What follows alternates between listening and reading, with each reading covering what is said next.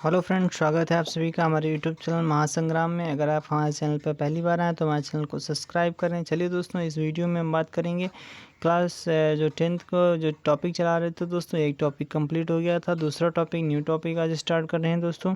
Topic है दोस्तों, आज वाला टॉपिक है मानव नेत्र तथा रंग बिरंगा संसार। क्या है दोस्तों? मानव नेत्र तथा रंग बिरंगा संसार। तो इसमें दोस्तों डिटेल से पढ़ेंगे, यानी मानव नेत्र क्या होता है, उसमें निकट दृष्टि दोष क्या होता है, दूर दृष्टि दोष क्या होता है, समंजन क्षमता क्या होती है दोस्तों, नेत्र में कौन कौन से, यानी जब जिनकी दृष्टि कमज़ोर हो जाती है उनको कौन सा लेंस लगाया जाता है, कौन सा लेंस वाला चश्मा दिया जाता है। चलिए दोस्तों देखते हैं डिटेल से।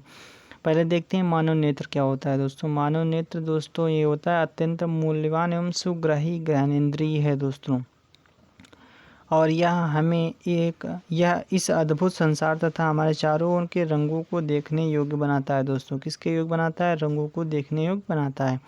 और देख लेते हैं दोस्तों, यह नेत्र गोलक में स्थित होते हैं। किस में स्थित होता है दोस्तों? यह नेत्र गोलक में स्थित होता है। नेत्र गोलक का व्यास कितना होता है दोस्तों? 2 से 3 सेंटीमीटर होता है। ये कई एग्जाम में पूछा गया है दोस्तों, चाहे वो गवर्नमेंट एग्जाम हो या फिर कोई ये प्रॉपरली जैसे बोर्ड एग्जाम हो, उनमें कई बार ये पूछा जाता है कि नेत्र गोलक का व्यास कितना होता है। तो दोस्तों कितना होता है इसको ध्यान रखना, 2 से 3 सेंटीमीटर होता है। चलिए दोस्तों अब देख लेते हैं नेत्र जो होता है उसके, मानव नेत्र के कार्य कौन कौन से होते हैं, उनके भाग कौन कौन से होते हैं, यानी उनमें कौन कौन से पार्ट पाए जाते हैं। तो दोस्तों पहला पार्ट देख लेते हैं। पहला पार्ट क्या है? श्वेत मंडल या फिर कार्निया जिसको बोलते हैं। क्या होता है? जो वाइट जैसा दिखता है मान लिया, तो क्या होता है, जैसे उसको क्या बोलते हैं? श्वेत मंडल या फिर कार्निया बोलते हैं। अब देखो इसको डिटेल से समझते हैं। तो नेत्र के अग्रभाग पर एक पारदर्शी झिल्ली होती है दोस्तों, और नेत्र में प्रवेश करने वाली प्रकाश की किरणों का अधिकांश अपवर्तन कार्निया के बाहरी पृष्ठ पर होता है। किसके द्वारा होता है दोस्तों? कार्निया के बाहरी पृष्ठ से होता है। यानी अगर हम देखा जाए तो हमारे नेत्र में प्रकाश किससे, यानी प्रकाश की किरणें किससे प्रवेश करती हैं? तो कार्निया से ही होकर जाती हैं। ठीक है, चलिए दोस्तों आगे देख लेते हैं। लेंस भी लगा होता है। लेंस क्या होता है? इसमें कौन सा लेंस होता है? उत्तल लेंस होता है। ठीक है, यह एक उत्तल लेंस है जो प्रकाश को रेटिना पर अभिसरित करता है। ठीक, क्या करता है? प्रकाश को रेटिना पर अभिसरित करता है। यह एक रेशेदार जहेलीवत यानी झिल्लीवत दोस्तों, इसका मतलब झिल्लीवत पदार्थ का बना होता है। लेंस केवल विभिन्न दूरियों पर रखी वस्तुओं को रेटिना पर फोकसित करने के लिए आवश्यक फोकस दूरी में सूक्ष्म समायोजित करता है दोस्तों। सूक्ष्म समायोजित करता है, यानी लेंस क्या करता है? एक जगह जब किरणें पहुंचती हैं तो उनको एक जगह समायोजित करने का काम करता है, उसके बाद हम वस्तु को देख पाते हैं। ठीक है, आपके दोस्तों क्या होता है? ये पारतारिका क्या होता है? परितारिका क्या होता है? ठीक है, इसको देखते हैं। कार्निया के पीछे एक गहरा पेशी डायाफ्राम होता है। कार्निया के पीछे दोस्तों क्या होता है? एक गहरा पेशी यानी पेशियों युक्त होता है जो डायाफ्राम होता है, जो पुतली के आकार को नियंत्रित करता है। यानी पुतली के आकार को नियंत्रित करता है। पुतली कभी छोटी हो जाती, कभी बड़ी हो जाती है। ठीक है, वो अपने यानी प्रकाश के अनुसार उसको घटती बढ़ती रहती है, यानी उसका आकार घटता बढ़ता रहता है। आगे देख लेते हैं दोस्तों पुतली क्या होती है। पुतली के बारे में देख लेते हैं दोस्तों। पुतली क्या होती है? पुतली जो आँख में प्रवेश करने वाले प्रकाश की मात्रा को नियंत्रित करती है दोस्तों। क्या नियंत्रित करती है? अभी बताया था, प्रकाश की मात्रा को नियंत्रित करती है। अगर कोई किरणें ज़्यादा पहुंच रही हैं तो पुतली अपना जो आकार थोड़ा बहुत कम ज़्यादा करेगी। फिर अगर कम पहुंच रही तो उसको अपनी पुतली को आकार यानी बड़ा कर देती है। ठीक है, अब देख लेते हैं दोस्तों रेटिना क्या होती है। रेटिना बहुत इंपॉर्टेंट है। रेटिना क्या है? रेटिना एक कोमल सूक्ष्म झिल्ली होती है जिसमें प्रकाश सुग्राही कोशिकाएं अधिकांश संख्या में पाई जाती हैं। क्या पाई जाती हैं दोस्तों? प्रकाश सुग्राही कोशिकाएं पाई जाती हैं। ठीक है, प्रदीप्त होने पर प्रकाश सुग्राही कोशिकाएं सक्रिय हो जाती हैं और विलुप्त सिग्नल पैदा करती हैं, विद्युत सिग्नल पैदा करती हैं। ये सिग्नल दृक तंत्रिकाओं द्वारा मस्तिष्क तक पहुंचा दिए जाते हैं और मस्तिष्क इन सिग्नलों की व्याख्या करता है और हम वस्तुओं को देख पाते हैं। दोस्तों क्या होता है? देखो रेटिना पर प्रतिबिंब बनता है। तो रेटिना जिसमें देखो इसमें क्या होती है? कोमल झिल्ली एक होती है। क्या होती है? एक रेटिना एक तरह की कोमल झिल्ली होती है और उसमें क्या पाई जाती है? सुग्राही, जो दोस्तों प्रकाश सुग्राही कोशिकाएं पाई जाती हैं। ठीक है, पाई जाती हैं तो उसमें क्या होता है? जब कोई मान लिया हम वस्तु देखते हैं तो उसमें क्या होती है? किरणें पड़ती हैं और जब वो रेटिना पर पड़ती हैं, पड़ने के बाद वो जो सुग्राही कोशिकाएं होती हैं वो एक जगह केंद्रित करती हैं। केंद्रित करने के बाद वो हमारे नर्व सिस्टम यानी तंत्रिकाओं तक उसका मस्तिष्क तक पहुंचाती हैं। मस्तिष्क तक पहुंचाने के बाद तभी तो हम दोस्तों देख पाते हैं कि ये मान लिया ये मेज़ रखी है या कुर्सी रखी है या फिर कुछ और रखा है, तो वो हम देख सकते हैं। चलिए दोस्तों, अब फिगर से समझ लेते हैं फिगर में कहाँ कहाँ पे कौन कौन सी चीज़ें पाई जाती हैं। तो दोस्तों यहाँ पर देखो ये क्या होता है, ये दृष्टिपटल होता है, ठीक है। और ये क्या होता है, यानी जो ये तंत्रिका होता है, यानी दुख तंत्रिका, इसको यहाँ पे तंत्रिका ये जैसे निकले होते हैं, ठीक है। और ये पेशियाँ होती हैं। और ये क्या होता है दोस्तों, परितारिका होता है, अभी पढ़े थे। पुतली कहाँ पे होती है, ये पुतली होती है, ठीक है। और यहाँ पे क्या होता है, ये श्वेत मंडल इसको बोला जाता है। यहाँ पर क्या होता है, श्वेत मंडल।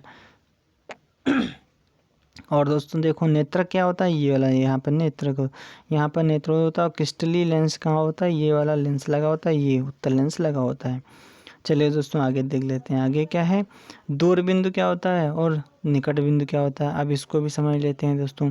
दूर बिंदु क्या होता है, वह दूरतम बिंदु जिस तक कोई नेत्र कोई वस्तुओं को सुस्पष्ट देख सकता है, और नेत्र का दूर बिंदु कहलाता है। यानी जो दूर बिंदु क्या होता है दोस्तों, जहाँ तक अगर कोई नेत्र अच्छे तरीके से देख सकता है तो उसको क्या बोलते हैं, दूर बिंदु बोलते हैं।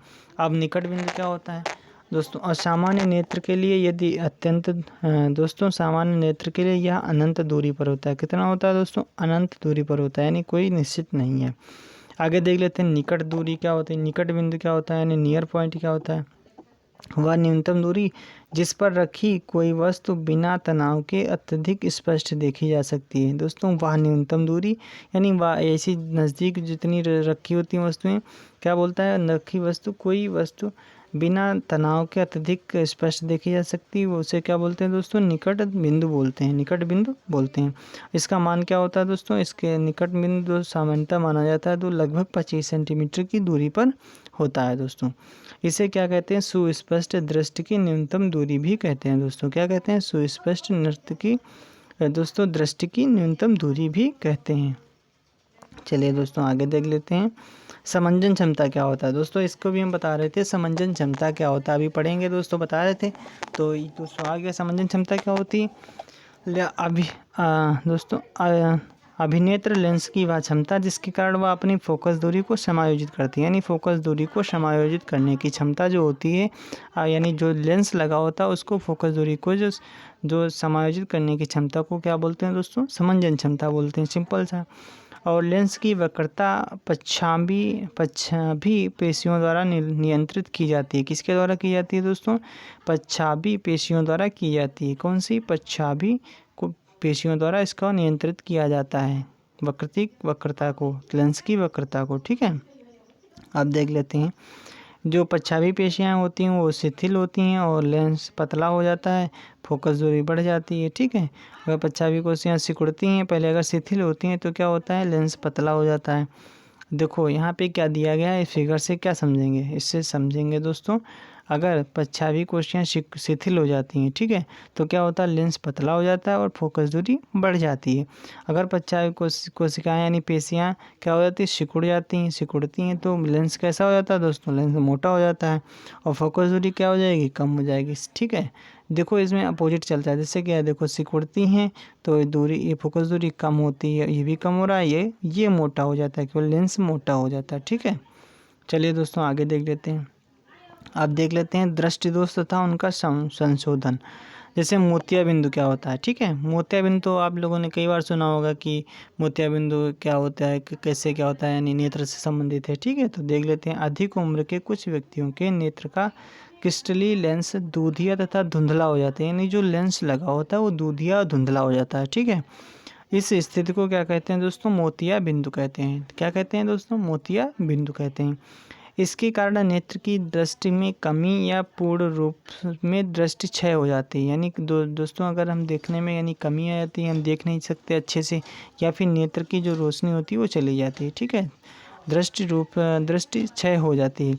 मोतिया बिंदु की शल्य चिकित्सा के बाद दृष्टि का वापस लौटना संभव होता है। यानी अगर मोतिया बिंदु हो जाता है, अगर लेंस धुंधला हो गया, ठीक हो, तो ऑपरेशन करने के बाद उसको साफ कर दिया जाता है। साफ करने के बाद अगर साफ दिखने लगता है फिर से वैसे ही लौट जाती है, रोशनी वापस आ जाती है, ठीक है। अब चलिए दोस्तों देखते हैं निकट दृष्टि दोष क्या होता है।